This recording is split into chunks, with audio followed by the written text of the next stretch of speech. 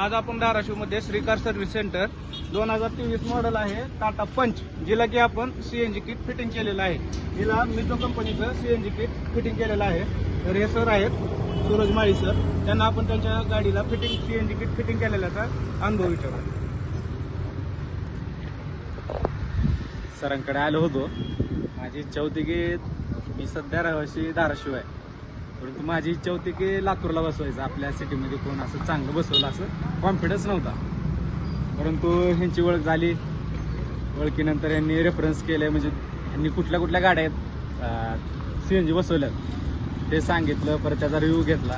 त्यानंतर कॉन्फिडन्स आला की आपण इथं बसून तर बघू. तर त्यानंतर सरांनी एकदम व्यवस्थितरित्या सगळं फिटिंग वगैरे करून गाडी जसं व्यवस्थित फिटमेंट केलेलं आहे. नंतर हे 23 तारखेला बसवलेले आहे.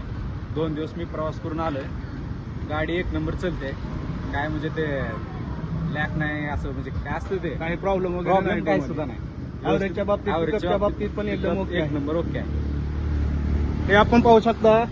या ठिकाणी आपण रेडिओ सर्किट फिटिंग केलेलं आहे. नंतर ईसीएम वगैरे हे वायरिंग आपण पाहू शकता, जे की कंपनी फिटेडची वायरिंग राहते त्या टाईपनुसार आपण बरोबर कंपनीच्या वायरिंग लोम सोबत वायरिंग घेतलेली आहे.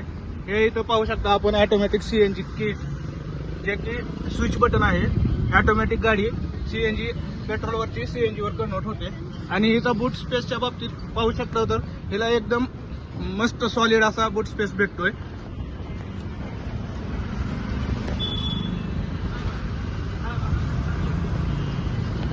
सर हे घ्या थोडं